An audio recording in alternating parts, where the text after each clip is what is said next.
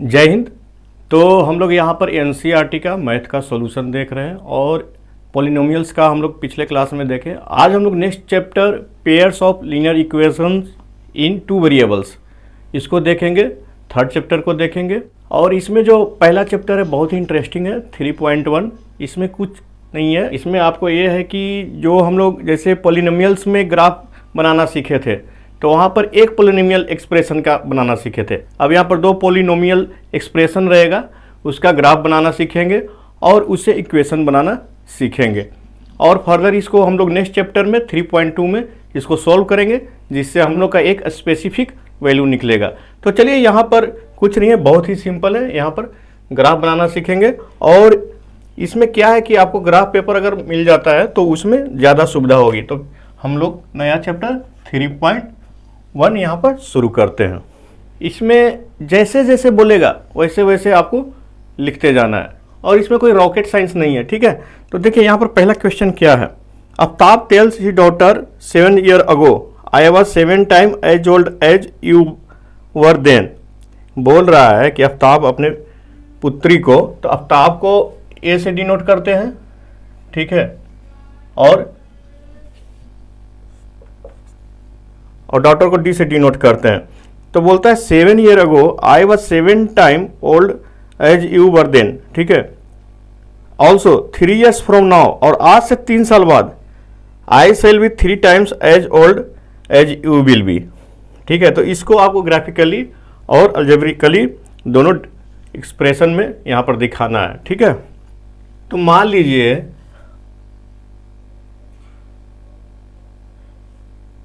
ए का late as on now, अभी का उसका उम्र ए का मान लीजिए एक्स है। ए और डी भी लिख सकते हैं, लेकिन एक्स वाई थोड़ा ज़्यादा फेमिलियर लगता है, और इसका वाई है, ठीक है। इतना क्या ईयर्स, ठीक है, यही है ना। तो क्या बोलता है, आज से 7 साल पहले, मान लीजिए अभी आपका उम्र 14 साल है, तो आज से 7 साल पहले कितना था, क्या किए, 14 में से 7 घटा दिए तो 7 आ गया। तो भाई 7 years अगो कितना था, देखिए यहां पर देखिए 7 years अगो, 7 years अगो, ठीक है, कितना था। तो इसमें क्या करेंगे हम लोग, x-7 कर देंगे इसका उम्र, और इसका क्या कर देंगे, y-7 कर देंगे, ठीक है। यहाँ तक कोई दिक्कत। अब बचपन वाला दिन में मत चल जाइएगा, नहीं तो यहाँ से पढ़ाई से दिमाग भटक जाएगा। 7 साल पहले आप क्या करते थे, ठीक है, यहाँ पर फोकस कीजिए। तो यहाँ पर क्या है कि I was 7 times as old as you were then, तो इससे 7 गुना था, तो ये छोटी है ना, तो इसका 7 गुना हो जाएगा, ठीक है।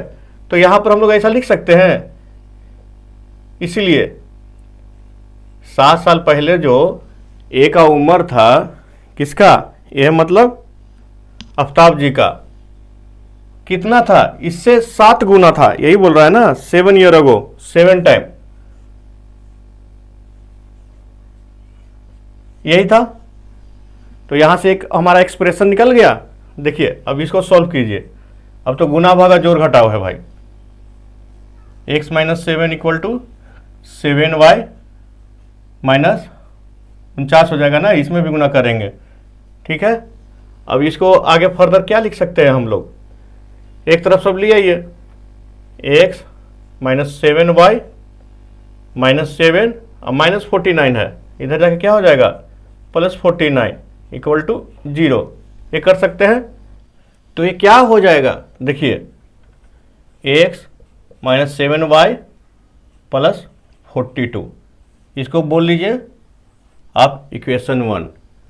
अब बोल रहा है कि आज से 3 साल बाद, मान लीजिए आपका उम्र अभी 14 साल है, तो आज से 3 साल बाद कितना होगा, 17 जोड़ दिए। तो ऐसे कीजिए, आफ्टर 3 years जो ए का उम्र है और जो डी का उम्र है कितना हो जाएगा, इसका कितना है अभी, एक्स है ना और इसका वाई, तो x प्लस 3s, ये कितना हो जाएगा y प्लस 3s। ठीक है, तो एज पर क्वेश्चन आगे क्या बोल रहा है, एज पर क्वेश्चन क्या बोल रहा है कि इनका जो उम्र रहेगा इससे तिगुना हो जाएगा। तो ऐसे ही लिख देना है, इसमें कुछ नहीं करना है। इसको आगे क्या कीजिएगा, देखिए x plus 3 equal to 3y plus 9, x plus 3 उधर का सारा इधर ले आइए। ठीक है, x दम तोड़ तोड़ के बता रहे हैं बॉस, इसमें कहीं भी कोई ना समझने का गुंजाइश नहीं है। ठीक है,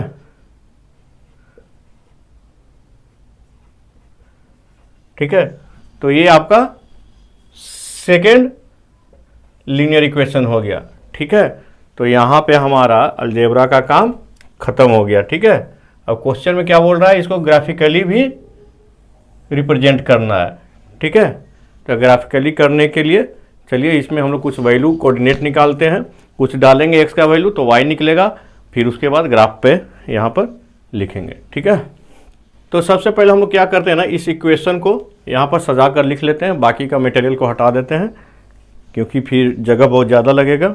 ठीक है, यही दो इक्वेशन था।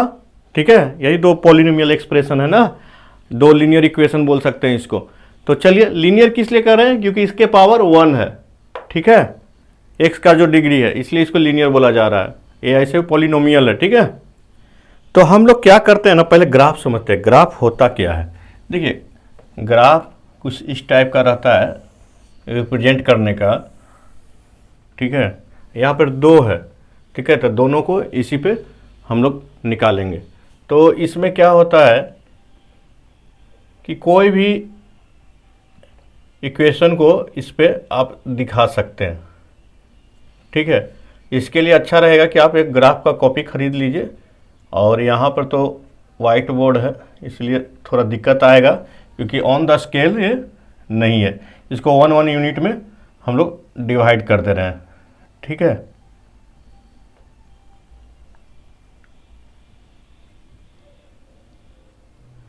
ऑन द स्केल नहीं है, फिर भी मैं यहाँ पर कोशिश कर रहा हूँ। ठीक है, तो ये क्या हो जाएगा, x डैश y डैश, और इसमें देखिए वैल्यू क्या होता है, इधर पॉजिटिव होता है, ये ओरिजिन होता है 0, 1 2 3 4 5 6 7 8, ये क्या होता है -1 -2 -3 -4 -5 -6 -7, ऐसा ही चलता जाएगा। इधर 1 2 3 4 5 6 7 -1 -2 -3 -4 5 -6 -7 -8 -9 10, इधर हम लोग इसको x माने हैं और इसको y एक्सिस माने हैं। ठीक है, तो अब हम लोग क्या करते हैं, यहाँ पर कुछ वैल्यू पुट करेंगे और उसके बदले यहाँ पर हम लोग मान निकालेंगे। तो इसको क्या करते हैं हम लोग, एक तरफ x को कर देते हैं। ठीक है, ताकि दूसरे तरफ कैलकुलेट करने में इजी हो। तो x इक्वल टू क्या हो जाएगा,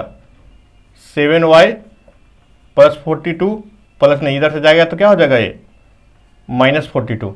ठीक है, और ये क्या हो जाएगा, x इक्वल टू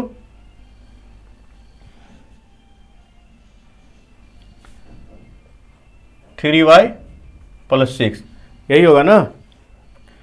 तो अब देखिए हम लोग दो यहाँ पर एक टेबुलर फॉर्म बनाते हैं ताकि हमको कोऑर्डिनेट निकाल के लिखने में आसान हो। ठीक है, एक इसके लिए और एक इसके लिए। दम धीरे धीरे यहाँ पर हम लोग प्रोसेस कर रहे हैं ताकि आपको समझने में कोई दिक्कत ना हो।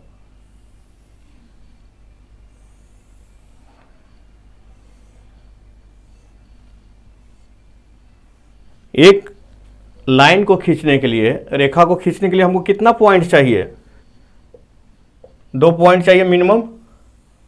ठीक है, तो हमको यहाँ पर 2 वैल्यू निकल जाएगा। तो ठीक है, ऊपर मान लीजिए x और नीचे मान लीजिए y, इधर मान लीजिए x, इधर मान लीजिए y। ठीक है, तो देखिए हम इधर वैल्यू पुट करेंगे तो इधर निकालना आसान होगा।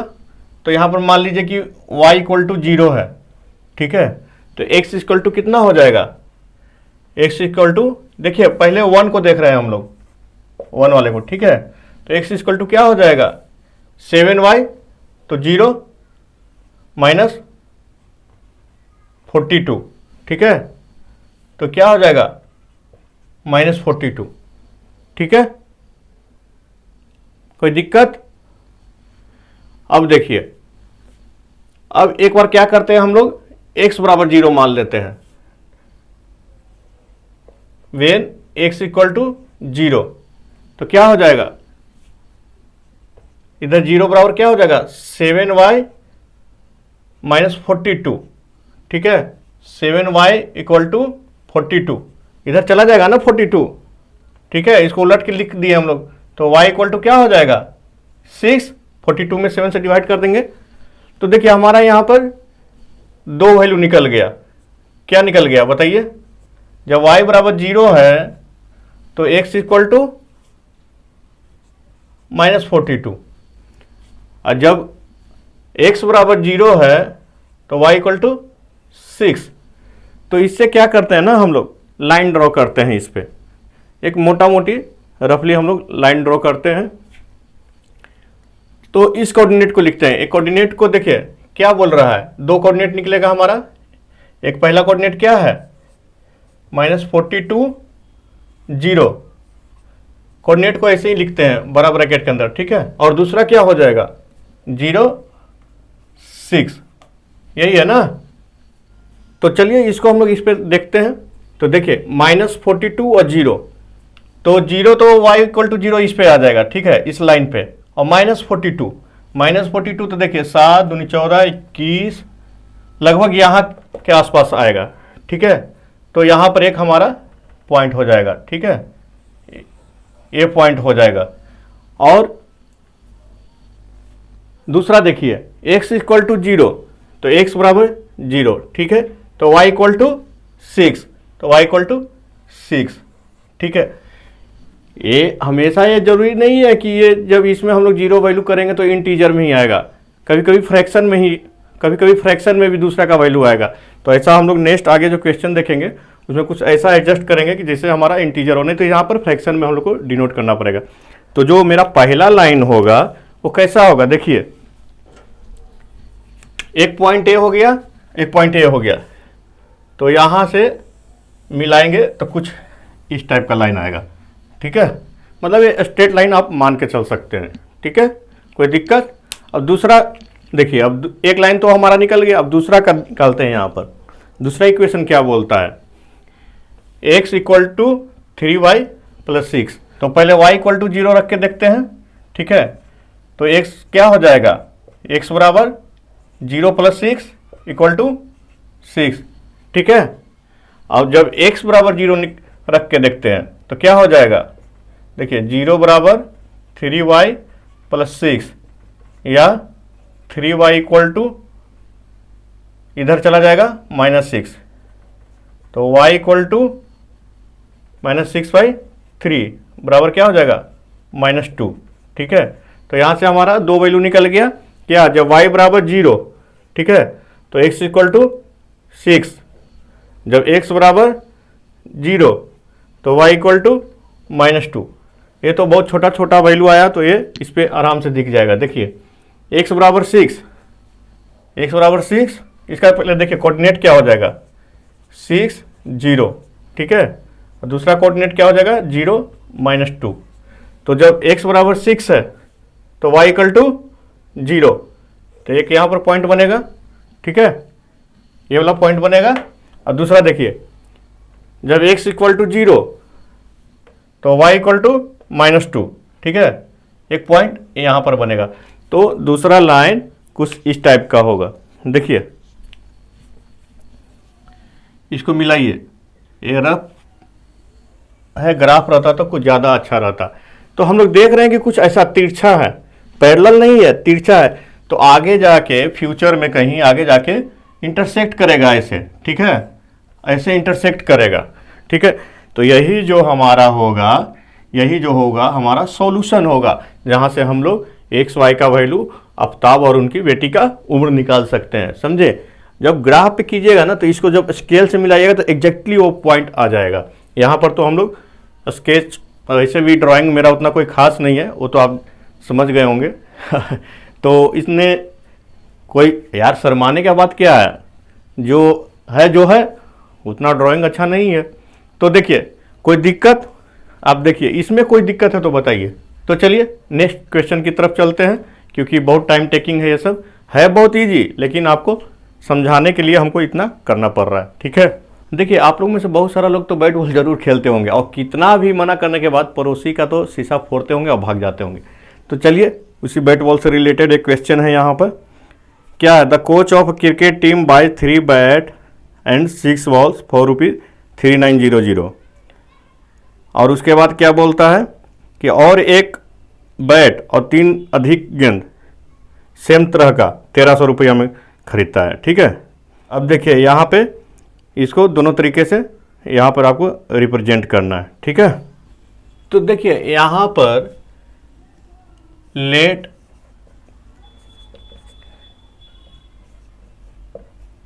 Price of 1 bat equal to x.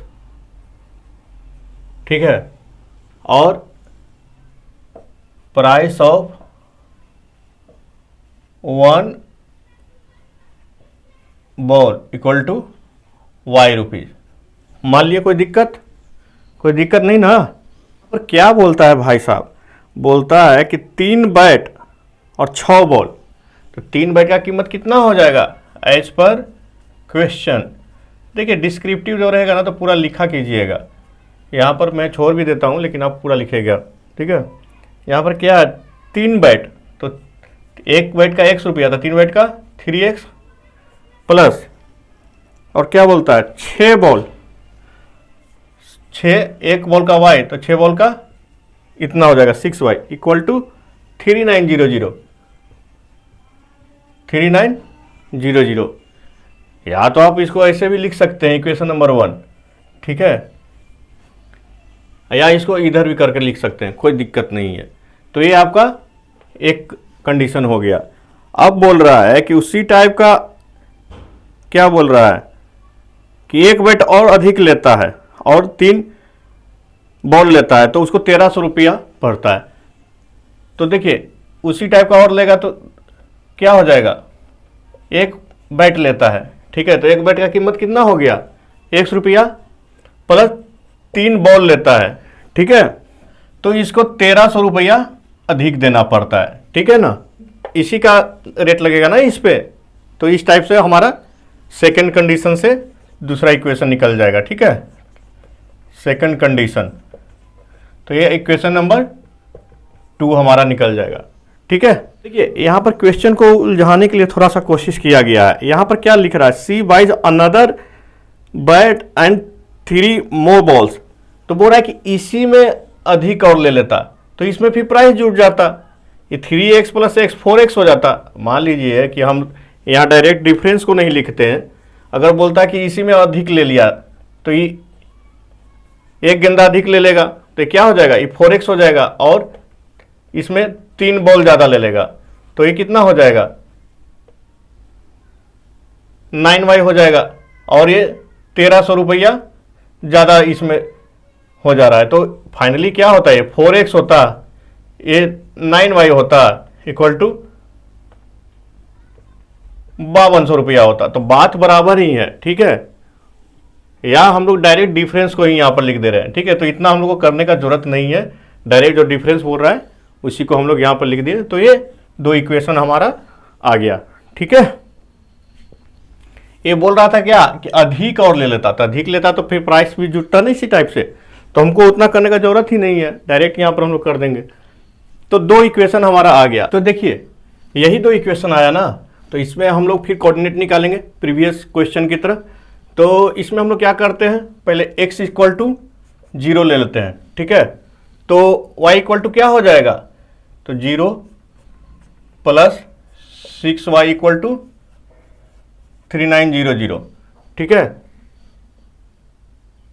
तो y इक्वल टू क्या हो जाएगा 3900 डिवाइडेड बाई 6, द्वितीय 6, ये कितना हो जाएगा 1950, 19 50, फिर 3 से कीजिए, 3 छक 18, 3 पचे 15, 650, तो क्या हो जाएगा 650।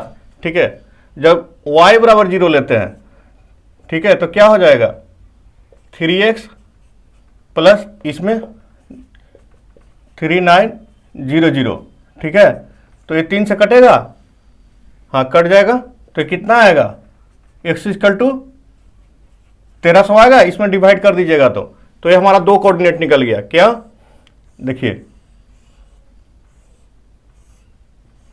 x और y, जब x इक्वल टू 0 तो y इक्वल टू 650, जब y इक्वल टू 0 तो x इक्वल टू 1300।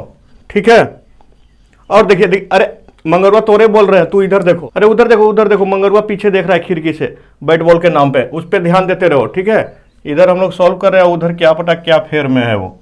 ठीक है, तो यहाँ पर देखिए फिर x इक्वल टू 0 तो y इक्वल टू क्या हो जाएगा, देखिए 0 प्लस 3y इक्वल टू 1300, तो 3 से कटेगा 1300, नहीं कटेगा, तो 3 से काटने के लिए हम लोग कुछ x का ऐसा वैल्यू लेते हैं जिससे कि 3 से कट जाए। तो देखिए x इक्वल टू 1 लेंगे तो क्या हो जाएगा 1 प्लस 3y इक्वल टू 1300। अब देखिए 3y इक्वल टू क्या हो जाएगा 1299, कटेगा 2 1 3 9 9, हाँ कट जाएगा। ठीक है, देखिए 3 से कटने का मतलब है कोई भी संख्या रहे उसके 2 आगे नहीं तो 2 पीछे में से जरूर कोई एक कटेगा।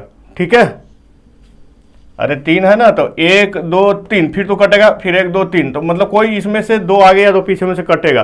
तो x बराबर है यहाँ पर 1 मान रख के देखेंगे तो हम लोग का निकल जाएगा। तो यह क्या हो जाएगा y equal to 1299 divided by 3, इसे कैंसिल कीजिएगा क्या हो जाएगा 4 3 चौके 12, 433। ठीक है, तो ये क्या हो जाएगा 433। जब y इक्वल टू 0 होगा तो क्या होगा, ठीक है, तो x प्लस यहाँ पर y का वैल्यू रखिए 0 1300, तो x इक्वल टू 1300, तो यहाँ पर टेबुलर फॉर्म में इसको निकालते हैं। ठीक है, x इक्वल टू 1 तो y इक्वल टू 433। कोई दिक्कत इसको समझने में? देखिए x बराबर जब हम लोग 0 ले रहे थे तो हमारा नहीं कट रहा था, फ्रैक्शन में आता, तो इससे बढ़िया है कि हम लोग x इक्वल टू 1 मान ले। ठीक है, कोई दिक्कत? और जब y इक्वल टू 0 तो x इक्वल टू 1300। कोई दिक्कत है यहाँ तक में किसी को भी बताइए?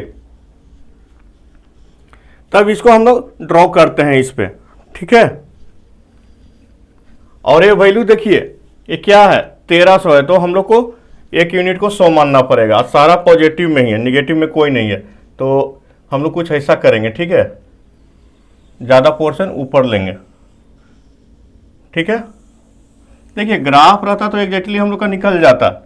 ठीक है, ये x एक डैश y डैश, निगेटिव में तो कोई वैल्यू नहीं है ना, तो हम लोग ऐसा करते हैं 1 2 3 4 5 6 7 8 9 11 12 13 14 15 16।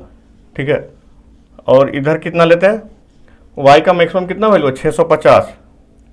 1 2 3 4 5 6 7।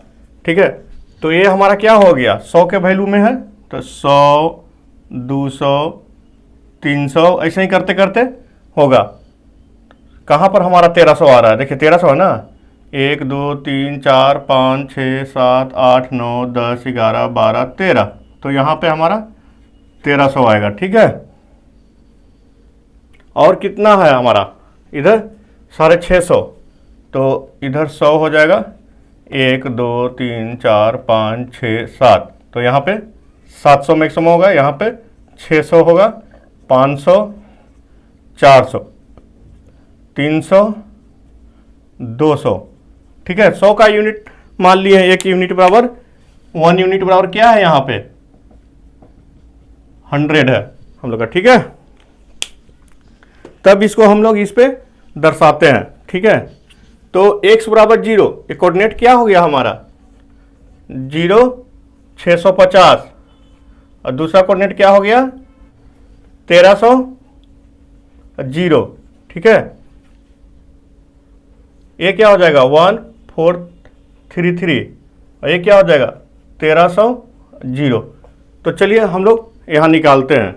तो यहाँ पर मेरा क्या वैल्यू आया देखिए 0 650, तो x इक्वल टू 0, तो y इक्वल टू 650 कुछ यहाँ पर आएगा, ठीक है। ये वाला पॉइंट आएगा, देखिए ये वाला, ठीक है। दूसरा क्या है x इक्वल टू 1300, तो 1300 x इक्वल टू हमारा यहाँ है, तो y इक्वल टू 0, ठीक है। दूसरा पॉइंट कहाँ आएगा देखिए ये हो गया।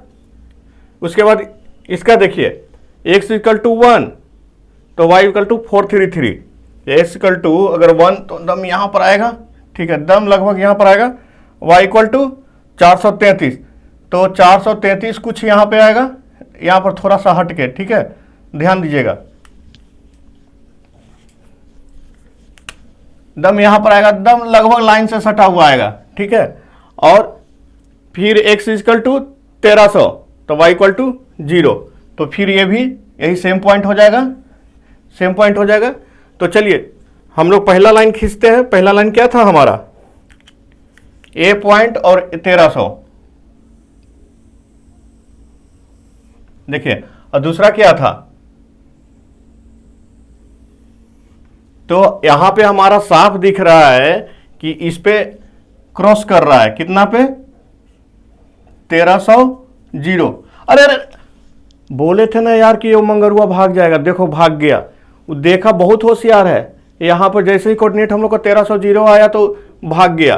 देखिए वो बैट का कीमत हो गया 1300 और बॉल का कीमत हो गया 0, ठीक है। अब देखिए, अरे देखिए ये सॉल्यूशन से यही निकलेगा ना। और देखा कि ये इतना रुपया बैट का आया, बॉल फ्री में मिल रहा है, तो भाग गया लेने के लिए। इसलिए बोलते हैं सब चीज पे ध्यान दीजिए, आगे पीछे सब जगह ध्यान दीजिए। मंगरुआ वहां गया ना तो उसको कुछ नहीं मिला, ठीक है। तो वहां जाकर देखता है कि अरे यहाँ पर तो स्टॉक ही खत्म हो गया। जानते हैं राजू उससे ज्यादा होशियार था, वो जाके पहले ही सब कुछ बटोर लिया था, ठीक है। और एक बात बताएं, देखिए कंपनी वाला कभी भी बेवकूफ नहीं होता है कि बॉल फ्री में दे देगा। अरे बॉल का दाम इसी में जोड़ दिया होगा बैट में, इसीलिए जानते हैं बैट के साथ बॉल फ्री निकाल दिया और लोगों को झांसा दे रहा है। और चले थे मंगरुआ तेज बनने के लिए, तो फंस गए, वहां कुछ मिला ही नहीं, ठीक है। तो देखिए इस तरह से हम लोग का यहाँ पर इसका वैल्यू निकल गया। देखिए इसमें कुछ नहीं है, बहुत ही इजी है, और इसको ध्यान देके बनाइएगा तो बन जाएगा। देखिए बीच में जो थोड़ा सा लतीफ़ा होना चाहिए ताकि थोड़ा रिफ्रेशमेंट होता रहे, नहीं तो फिर मंगरुआ की तरह बोर होके भाग जाइएगा, ठीक है। जानते हैं मंगरुआ गया ना तो बैट के दुकान पे, तो उसको बॉल नहीं मिला तो चल गया फ्रूट्स के दुकान पे, और वहां से एक नया क्वेश्चन लेके आ गया। मंगरुआ वहां से क्या चिल्ला रहा है, the cost of 2 kg of apple and 1 kg of grapes on a day was found to be 160 rupees. तो बोल रहा है, अब देखिए इसी को क्वेश्चन बना दिया है कि एप्पल है, ठीक है, एप्पल है, और दूसरा क्या है ग्रेप्स है, ठीक है, एप्पल और ग्रेप्स है। तो क्या बोल रहा है कि 2 kg एप्पल और 1 किलो ग्रेप्स का दाम है 160 रुपया। अब पगला चल गया है, उसको मालूम नहीं है कि कैसे क्या रेट है, अब निकाल के हम लोग को बताना पड़ेगा। तो यहाँ मान लीजिए रेट पर केजी, ठीक है, फॉर एप्पल का क्या है, एप्पल का x मान लीजिए पर केजी, ग्रेप्स का क्या मान लीजिए y रुपीज पर केजी, ठीक है। तो उसके बाद क्या बोला, दुकान वाला भी उसको बेवकूफ बना रहा है, घुमा घुमा के बोल रहा है कि 2 किलो एप्पल है, 2 किलो एप्पल तो क्या हो गया एज पर फर्स्ट सिचुएशन, ठीक है, 2 किलो एप्पल है, और क्या बोल रहा है 1 किलो ग्रेप्स है, तो 1 किलो ग्रेप्स का कितना हो जाएगा वाई, कितना रेट है इसका 160 रुपया, ठीक है। तो ये कंडीशन एक हो गया, ठीक है। और दूसरा क्या उसको बुझा रहा है, देखिए सेकेंड कंडीशन क्या है। सेकेंड कंडीशन क्या बोल रहा है, बोल रहा है कि 4 किलो एप्पल, 4 किलो एप्पल का क्या हो जाएगा 4x प्लस 2 किलो अंगूर, 2 किलो अंगूर, ठीक है, का दाम कितना है 300 रुपया। यही दो सिचुएशन उसको बताया गया है, ठीक है। तो इसको हम लोग यहाँ पर ग्राफिकली देखेंगे। पहले तो अपना पहला पार्ट क्लियर हो गया, ठीक है, जो आपका अलजेब्रिकली लिखना था, ठीक है। अब हम लोग इसमें क्या करेंगे, एक्स और वाई का वैल्यू निकालेंगे दो दो करके। तो उसके लिए हम लोग अपना पहले टेबल तैयार कर लेते हैं, ठीक है। कोई दिक्कत, अरे मंगरुआ को बोलिए थोड़ा सा इंतजार करेगा, हम लोग को भी थोड़ा टाइम लगता है ना भाई। भाग गया है और बोल रहा है कितना रेट है, कितना रेट है, कितना पैसा दे, इसीलिए ना बोलते थे क्लास बंक मत करो। तो एक्स बराबर जब 0 लिख रहे हैं, ठीक है, तो या क्या हो जाएगा यहाँ पर 0, इसमें देखिए यहाँ पर 0 रखिएगा तो क्या होगा 0 प्लस वाई इक्वल टू 160, तो वाई इक्वल टू क्या हो जाएगा 160। दूसरा में देखिए y इक्वल टू 0 रखिए आप, ठीक है, तो क्या हो जाएगा ये 2x प्लस 0 इक्वल टू 160, तो x इक्वल टू 80, ठीक है। तो ये पहला कंडीशन निकल गया। दूसरा कंडीशन में देखिए x इक्वल टू 0 रखिए, तो y इक्वल टू क्या हो जाएगा ये 0 प्लस 2y इक्वल टू 300, तो y इक्वल टू 150। एक कंडीशन में एक पहला कोऑर्डिनेट निकल गया। दूसरा निकाल के देखिए y इक्वल टू 0, तो x इक्वल टू क्या हो जाएगा 4x प्लस 0 इक्वल टू 300, तो x इक्वल टू 75। अरे इसमें भागा दीजिएगा तो आ जाएगा ना। आप भी मंगरवा की तरह क्यों बिहेव कर रहे हैं, आप थोड़ा फास्ट हो जाइए, ठीक है। तो यहाँ पर हम लोग का वैल्यू निकल गया क्या x y। जब x का वैल्यू 0 रख रहे हैं तो y का वैल्यू 160, जब y का वैल्यू 0 रख रहे हैं तो x का वैल्यू 80, ठीक है। इस कंडीशन में देखिए x बराबर 0 तो y बराबर 150, और इसमें देखिए जब y बराबर 0 150 है, ठीक है, ध्यान रखिएगा, तो x बराबर 75। अब इसको ड्रॉ कीजिए ग्राफिकली, ठीक है। तो यहाँ पर हम लोग, ठीक है, ऊपर ही ज़्यादा वैल्यू है y का, तो ऊपर वाला पोर्शन को ज़्यादा रखेंगे, ठीक है। यहाँ से खींचते हैं और एक यूनिट बराबर हम लोग 10 रखेंगे, निगेटिव तो है नहीं तो इधर ही ज़्यादा हम लोग का जाएगा, ठीक है। 1 2 3 4 5 6 7 8, x का 80 तक है ना, 75 8 9, ठीक है, चलेगा। y का 160 मैक्सिमम है तो 16 को खींचना पड़ेगा। 1 2 3 4 5 6 7 9 10 11 12 13 14 15 16 17, ठीक है, कुछ ऐसा रहेगा। इधर डिनोट करने का जरूरत नहीं है क्योंकि निगेटिव वैल्यू तो है नहीं, ठीक है। तो ये हो गया x डैश, ये हो गया x, ये हो गया y, ये हो गया y डैश। तो अब देखिए इसको लिखिए इस पे, जब x इक्वल टू 0 तो y इक्वल टू 160, 1 2 3 4 5 6 7 8 9 10 11 12 13 14 15 16, ठीक है। यहाँ पर आएगा जब x इक्वल टू 80, 1 2 3 4 5 6 7 8, तो y इक्वल टू 0, ठीक है। तो यहाँ से एक लाइन ऐसे क्रॉस हो गया, सॉरी ये मान के चलिए ये वाला लाइन है, ठीक है। अरे थोड़ा स्केल रहता तो ज़्यादा अच्छा रहता, ठीक है। और x इक्वल टू 0, दूसरा सिचुएशन में देखिए x इक्वल टू 0 तो y इक्वल टू 150, ठीक है। तो यहाँ 160 था ना, तो यहाँ पर क्या हो जाएगा 150, ये वाला पॉइंट देखिए ना। 1 2 3 4 5 6 7 8 9 10 11 12 13 14 15, ठीक है। अब x इक्वल टू 75, तो 75 देखिए 1 2 3 4 5 6 7, 70 यहाँ तक आएगा और ये 80 इसके बीच का, ठीक है, यहाँ पर आएगा, ठीक है। x इक्वल टू 75 तो y इक्वल टू 0, तो ये वाला पॉइंट आएगा, ठीक है। कुछ ऐसा रहेगा, आगे चला जाएगा, ठीक है। ये कभी मिलेगा ही नहीं, ठीक है। जब इसको रियल ग्राफ पे आप खींचेगा तो कभी मिलेगा ही नहीं। तो भाई साहब इसमें हम लोग का रेट डिफाइन ही नहीं होगा कि अंगूर कितना का था और एप्पल कितना का था। अब मंगरुआ भाग गया, अब उसको उलझने दीजिए। अब हम लोग क्या कर सकते हैं, हम लोग तो निकाल रहे थे, लेकिन यहाँ पर उसका सॉल्यूशन ही नहीं निकलेगा।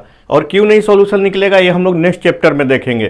तो ये चैप्टर में कोई अगर आपको दिक्कत आ गया होगा तो ज़रूर बताइएगा, कमेंट बॉक्स में लिखिए और टाइम फ्रेम के साथ लिखिएगा, कोई दिक्कत नहीं है, मैं आपको फिर से समझाऊंगा।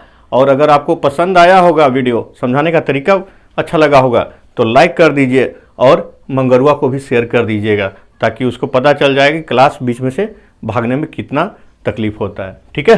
तो बाय बाय।